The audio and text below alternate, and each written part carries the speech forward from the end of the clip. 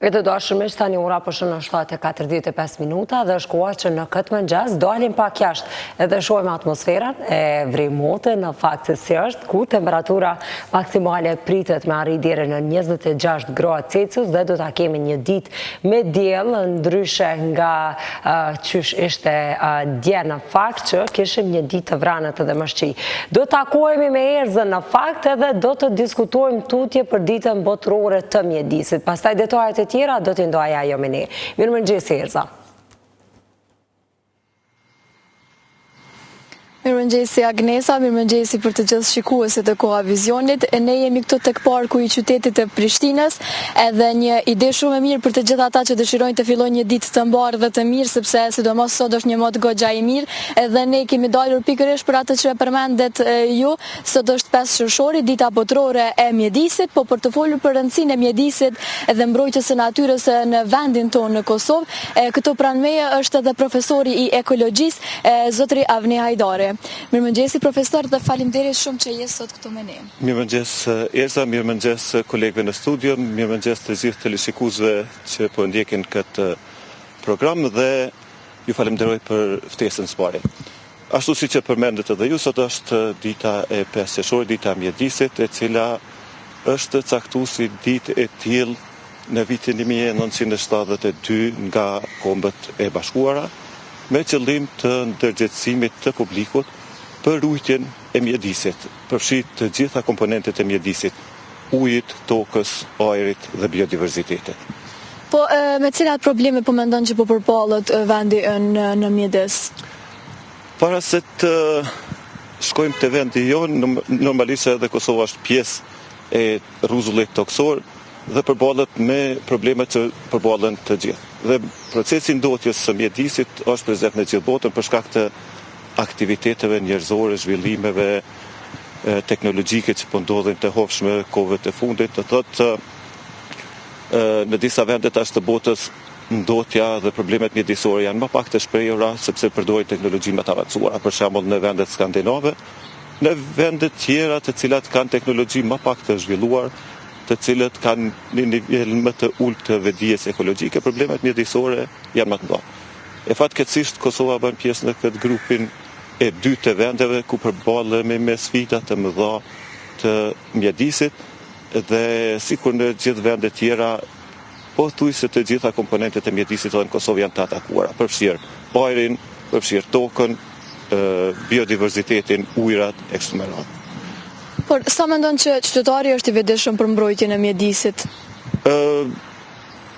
Tash është vështirë të themi një shifër të saktë se sa është i vetëdijshëm, mirë po, vetëdia nuk është në nivelin që duhet të jetë. Do të thotë duke përfshi edhe institucionet, edhe qytetarët, edhe komunitetet tjera të cilat merren me mjedisin, nuk janë në nivelin e duhur. Prandaj edhe kemi probleme të ndryshme.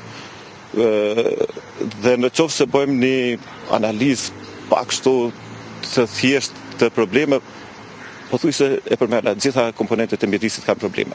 Ta marrim ajrin, domethënë është i ndotur, sidomos gjatë kohës së dimrit kemi një ndotje sezonale jashtëzakonisht madhe dhe kjo për shkak të burimeve të ndryshme që kemi të ndotjes, përfshirë termocentrale me teknologji të vjetër, makinat shumicat të cilat janë të vjetra, ngrohjet të cilat kryesisht bëhen nga djegja e drurit ose çmyrit e kështu me radhë. Ngjashëm është edhe me ujin. Do të thotë lumejt ton janë në shumicën e rasteve deponi të mbeturina, janë kolektor të ujrave të zeza, ku ujrat të cilat derdhen në lum nuk pastrohen paraprakisht. Hiç gjendja s'është më mirë as me tokën, sepse kemi mbeturina gjithkund, ndërtime pa leje të cilat mbeten dhe do të mbeten me cindra vjet dhe do të jetë e pamundur të largohen, por ngjashëm është edhe me biodiversitetin, botën bimore dhe shtazore. Mbi shfrytëzimi, gjuetia, ndërtimet, shkatërrimi i pyjeve, gjitha këto ndikojnë domethënë edhe në përkeçimin e gjendjes së biodiversitetit, madje në disa raste kanë çuar edhe në kufit e populacionit të disa llojeve dhe duke i rrezikuar edhe për zhdukje. Po ju i përmendet të gjitha këto përkeqësime të gjendjes së mjedisit ton. A mendon se është domethënë mbrojtja dhe keqësimi i mjedisit është njëra ndër faktorët e shëndetit ndoshta që mund të ndikojë tek ne? Vetë qëllimi i kësaj ditës ka qenë ndërgjegjësimi i institucioneve, qytetarëve, komunitetit për përmirësimin e mjedisit, sepse mjedisi i pastër do të thotë shëndet për ne. Dhe nëse nuk e ruajmë mjedisin, do të përkeqësohet ai në atë mos sa ndikimet në mjedis dhe paraqitja e smundjeve do të jenë pashmangshme, sidomos smundjeve të organeve respiratore, smundjeve të lëkurës, atyre kancerogjene, dhe këtë ndotje që na bëjmë nga teknologjia e vjetër që e blejmë që është pak ma e lirë se sa ajo që është ma avancuar, e paguajmë normalisht në faturat e mjeku, sepse teknologjia vjetër prodhon ndotje shumë, e përkeqëson gjendjen e mjedisit dhe gjendja e mjedisit drejt për së drejti ndikon shëndetin tonë. Dhe normalisht pjesa tjetër është pastaj e institucioneve spitalore të cilat merren me neve në shëndetin tonë. Por si e shihni gjendjen e mbeturinave në Kosovë, sidomos tek ne në kryeqytet, shohim shumë shpesh bëjnë disa postime qytetarë që në lagje të ndryshme nuk po pastrohen siç duhet. Po, ka disa raste kur ka jo funksionalitet të mirë të mbeturinave dhe pse në shumicën e rasteve po mlidhen, mirë po sidomos ato vende ku këto kompanitë janë përgjegjëse për mbledhjen e mbeturinave, nuk janë përgjegjëse për mbledhje, mbeturinat gjenden aty dhe kjo është pikërisht faji qytetarëve sepse i hudhin në vende ku nuk duhet të hudhen. Problemi kryesor i mbeturinave është mos mundësia në Kosovë e riciklimit të tyre. Sepse nëse do të kishim një teknologji ose vende për riciklim, normalisht do të kishte kërkesë për blerjen e këtyre mbeturinave dhe kjo do të ndikonte drejt për drejt pastaj edhe për largimin e tyre nga mjedisi. Në vend se kemi rastin për shembull me kanalët e aluminit. Është vështirë gjenden mbeturina sepse i kërkon industria, i paguhen dhe qytetarët jo që nuk i hudhin, po i mbledhin dhe i shesin. Do thotë mungon një zinxhir i mirëfillt i organizimit të largimit të mbeturinave nga mjedisi. Dhe kjo në disa komponente siç është riciklimi metale po funksionon mirë, po për mbeturina tjera siç janë ato organike ose të ngurta tjera nuk është duke funksionuar dhe ka nevojë të intervenohet nga organet shtetërore, komunale e tjera. Për të mos pasur kësi lloj problemesh, a mendon se njëra ndër ndoshta mund të themi të kishin gjoba më shumë për qytetarët kur e shohim se po ndodhet ambienti? Duhet përdorim strategji të ndryshme se besoj që vetë gjoba ban punë, duhet një vetëdijsim në shkolla, në komunitet, duhet po kjo pjesa e përcjelljes vetëdijsimit përcjellet edhe me gjoba, sepse të dyja tek plotësojnë njëna tjetrën, ku s'ban punë vetëdijsimi, ban punë gjoba dhe se ti kombinuara do të kishin dhënë një efekt shumë të mirë. Ne për momentin jemi në një ambient të gjelbëruar dhe shpresojmë shumë që qytetarët dalin dhe shfrytëzojnë. Por a mendon që institucionet në përgjithësi po bëjnë mjaftueshëm për këto zona të gjelbëruara? Faktikisht nuk ka mjaftueshëm. Ta marrim shembullin e Prishtinës, domethënë është Grëmia dhe është ky park këtu, por pjesë tjera të qytetit lënë shumë për të dëshiruar sa i përket gjelbërimit. Normalisht duhet mendohet të bëhet një plan i mirëfillt të gjelbëruesi i qytetit. Kemi disa hapësira ku mund të gjelbërohen nëse bëhen planet si duhet dhe nëse mirë bëhen. Lehtë është me bë kopshte, por nuk është lehtë me i mbajt. Kështu që duhet një plan gjithëpërfshirës edhe i krijimit të kopshtës të reja, hapësirave të gjelbërta në fakt edhe mirëmbajtja e tyre. A mendon që sidomos për të rinjt duhet të ketë aktivitete më të shumta, për shembull për vetëdijsimin e mbrojtjes së ambientit dhe të jetë sa më atraktive për ta që të mësohen si duhet ruajtur ambienti dhe siç e përmendë kopshtet e tyre normal? Po, do të thotë kjo është një diçka domosdoshme dhe duhet fillohet sa më herë që të jetë e mundur prej kopshteve, shkollave fillore deri te universiteti. Do të thotë jo vetëm ligjërata e fjalë, por edhe aktivitete mbjellje e bimëve, kultivimi tyre, për kujdesin ndaj bimëve. Krahas kultivimit bimëve të rit duhet kultivohet edhe ideja dhe dashuria për kultivim dhe mbrojtje të mjedisit. Por cili është roli i universiteteve në këtë aspekt? Ju si profesor personalisht, sa mbani aktivitete dhe sa mendoni që duhet të mbahen aktivitete?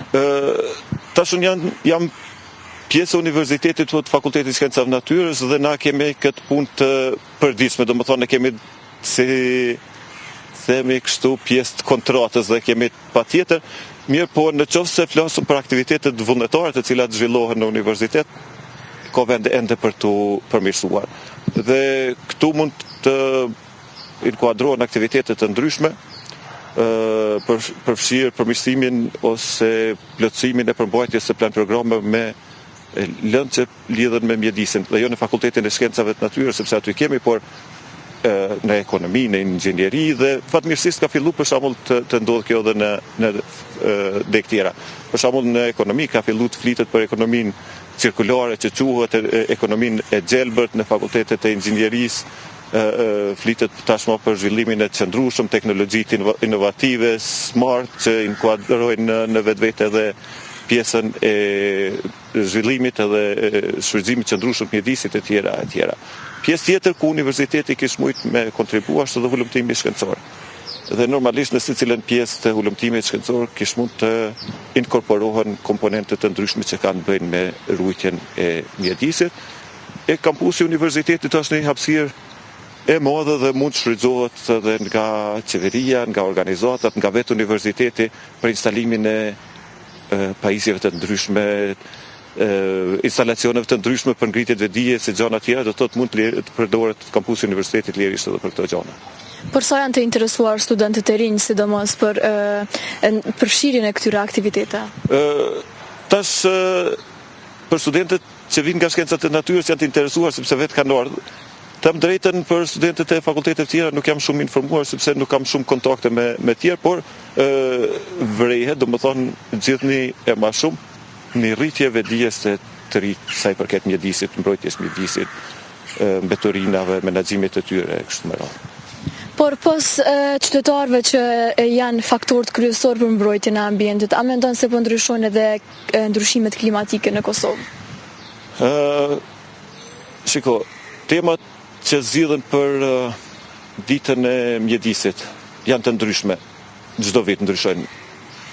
Një vit është toka në fokus, vitin tjetër ajri, biodiversiteti, e këtë vit është pikërisht kjo që pyeten, ndryshimet klimatike, fokusi kryesor, dhe ndryshimet klimatike domethënë janë diçka që ndodhin në nivel global dhe pashmangshmërisht edhe të ne ndikojnë, por ndikimet e ndryshimeve klimatike nuk janë diçka rapide, janë diçka që vinë ngadalë dhe të cilat nuk i vrejmë na shumë, por megjithatë vrehen në për shembull në pranverat e hershme që vinë, pastaj në pranverën e vonshme kemi ngrica, dëmtojnë bimët, verës, pastaj ka fundi verës, edhe kur vjeshta është e hershme, kur ka është dashur të jetë pak më freskët, kemi temperaturat e larta, domethënë këto janë ato ndryshimet që vrehen te na, por nuk janë ndryshimet të cilat janë që vrehen në mënyrë drastike, por megjithatë vrehen dhe janë prezente, kështu që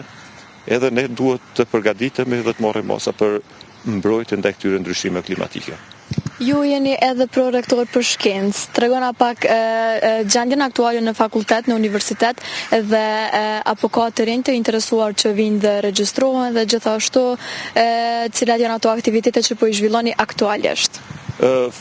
Faktikisht numri i studentëve që vinë të regjistrohen në universitetin në Universitetin e Prishtinës është i kënaqshëm dhe kjo nuk është e njëjtë në të gjitha fakultetet. Në disa fakultete kemi interesim të jashtëzakonshëm, në disa të tjera pak më pak. Varet prej interesit të studentëve dhe varet prej kërkesës së tregut që ka për profile të caktuara. Aktualisht, domethënë, jemi ka përfundu semestri veror në universitet dhe normalisht jemi në përgatitje tash për pritjen e maturantëve të rinj që të regjistrohen në Universitetin e Prishtinës. Janë duke u bë të gjitha përgatitjet dhe i presim gjitha ata të rinj që janë të interesuar në vinë të studiojnë në Universitetin e Prishtinës.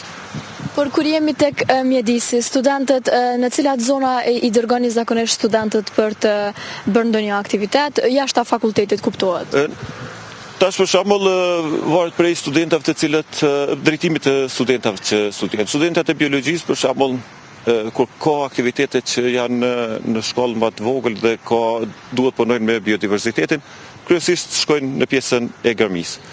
Mirë po kur kemi të bëjmë me pjesë të mësimit që lidhen me ekosistemet e bjeshkëve për shembull, ose shkojnë në bjeshkët e Nemën ose në bjeshkët të Sharrit, pastaj ata që janë të lidhur me ndotjen e mjedisit, për shembull përpunimin e ujrave të zeza, vizitojnë implantet e ujrave të zeza, të kekut për shembull ose të industrive të ndryshme, inxhinierët shkojnë në për vende të ndryshme të cilat secili program i ka ato ekspeditat e veta në teren dhe brenda programit secila lëndë ka ato pikat e fokusit veta të cilat i viziton në mënyrë që me i plotësu njohuritë e studentave në mënyrë praktike duke i krahasuar ato në teori që i kam mësuar gjatë ligjërata.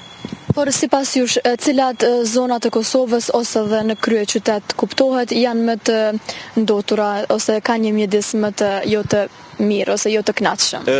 Mjedisi më i ndotshëm, më i kështu i papërshtatshëm për jetesë është vetë Prishtina gjatë stinës së dimrit.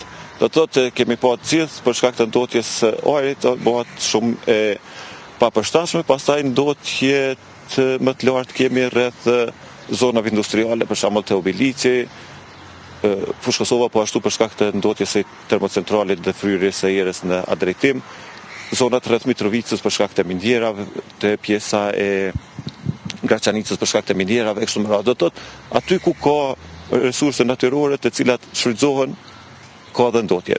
Pjesa më e pastër është pjesa e rrafshit Dugaxhinit, pjesa bjeshkëve të Nemna, bjeshkëve të Sharrit, sepse edhe industria dhe shfrytëzimi i resurseve natyrore është më i vogël, kështu që edhe është më e pastër. Cilat veprime mund të marrin qytetarët, disa veprime të thjeshta për mbrojtjen e ambientit, si mendon ju? Secili do të thotë duhet të punoj vetë, sepse është ajo thonja tash e famshme, vepro lokalisht e mendo globalisht, secili duhet bëjmë aktivitete të vogla, spore të ndalojmë aktivitetet tona që dëmtojmë mjedisin, për shembull hudhja e mbeturinave, shfrytëzimi i ujit në mënyrë të papërshtatshme, dëmtimi i bimëve, dëmtimi i mjedisit e gjëra tjera. Do të thotë, nëse secili kujdeset për aktivitetet që bëjnë dhe nuk e dëmtojmë mjedisin, pastaj nëse i shtojmë kësaj edhe aktivitete tjera që përmirësojmë mbjelljen e bime, ecja në vend përdorimit të makinës apo aktivitete të tilla të thjeshta, kur bëhen nga individ të caktuar, por në tërësi nga tërë komuniteti atëherë ndikimi do të jetë shumë i madh. Do të thotë kërkohet që secili të kontribuojë sa të jetë të mundur në zvogëlimin e dëmtimit të mjedisit dhe në mënyrë kolektive të reflektojë kjo në përmirësimin e mjedisit, dhe nuk duhet ta bëjmë një ditë me 5 qershor, të mbledhëm disa mbeturina, të bëjmë një kampionjë, por kjo duhet të jetë gjatë gjithë vitit. Do të thotë nuk mjafton një ditë, por duhet 365 ditë. Nuk mjafton një njeri, por duhet gjithë si komunitet punojmë së bashku për përmirësimin e mjedisit. Faleminderit shumë profesor për të gjitha këto informata dhe në këtë ditë që biseduam së bashku për mbrojtjen e ambientit dhe shpresojmë për ndërgjegjësimin e të gjithë qytetarëve. Faleminderit edhe për juve dhe ishte kënaqësi.